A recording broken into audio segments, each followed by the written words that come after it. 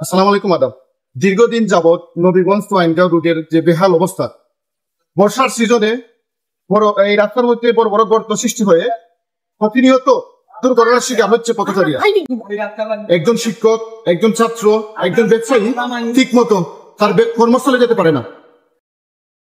সবথেকে দুঃখের বিষয় হচ্ছে একজন ডেলিভারি রোগী এই রাস্তা দিয়ে সঠিক চিকিৎসা পাওয়াতে পারছে না, যার ফলে রাস্তার মধ্যে আমার দেখা মতো একজন ডেলিভারি রোগী ডেলিভারি হয়েছে। এই রুদ্রগ্রাম রোডটি দিনাজপুর পরগনা সহ কয়েকশো গ্রামের নবীগঞ্জ আসার একমাত্র যোগাযোগ মাধ্যম। আমরা লাল সবুজ সমাজ কল্যাণ পরিষদের উদ্যোগে গত কয়েকদিন আগে আমরা একটা গণস্বাক্ষর কর্মসূচি আয়োজন করেছিলাম।